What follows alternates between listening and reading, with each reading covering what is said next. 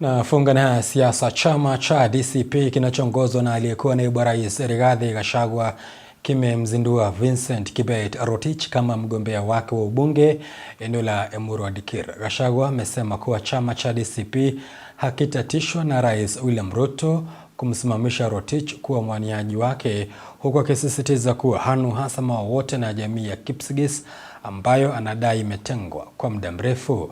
Taarifa hili imeandaliwa na Victor Kayanda na kutiwa sauti naye Caroline Christopher Monyoke. Huku muda unapozidi kuyoyoma kabla ya wakazi zaidi ya 45,000 wa eneo bunge la Emuru Dikir kupata fursa ya kumchagua kiongozi atakayejaza pengo lililowachwa wazi na aliyekuwa mbunge wa eneo hilo Joanna Ng'eno, chama cha DCP kimemzindua Vincent Kibet Rotich kuwa mwaniaji wake katika uchaguzi huo mdogo ulioratibiwa kufanyika tarehe 14 mwezi Mei mwaka 2026. Katika by election ambayo inakuja 14th of May ni huyu Vincent Kibet Rotich. Akizungumza katika hafla hiyo iliyofanyika katika makao makuu ya chama cha DCP jijini Nairobi, kiongozi wa chama hicho Rigathi Gachagua amewataka wenyeji wa eneo hilo kufanya maamuzi bora ili kupata kiongozi atakayetetea si tu eneo la Emuru Dikir bali taifa la Kenya kwa ujumla. Hapo mbeleni mulitishwa na Ruto msichague Ng'eno, mkamchagua. Hata saa hii mchague kiongozi wa DCP ambaye atakuwa mtetezi ya watu ya Emuru Dikir, the Kipsigis community, the whole Kalenjin nation and the Republic of Kenya. Na mimi mkinipangia mkutano nitakuja kufanya kampeni pale.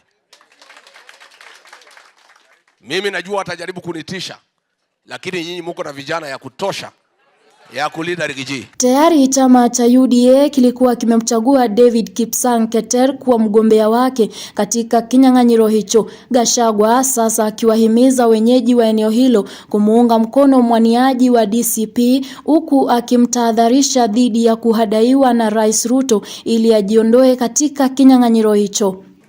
Na nyinyi mkifanya makosa, mchague kiongozi wa Yesa wa Kasongo, umepata shida.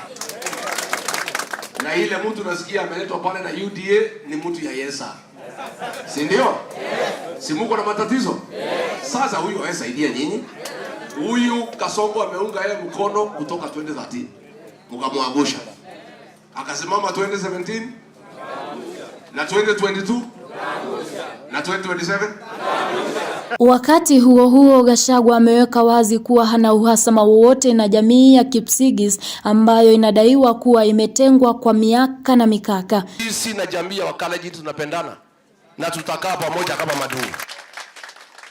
Na hatutaki makosa ya mtu mmoja ibebwe na jamii. Kila mtu abebe mzigo yake. Huyu Kasongo akiua watoto ya Gen Z, Wakalenjin walikuwa hapo? Hii mali ya Kenya amepora, mlikuwa hapo?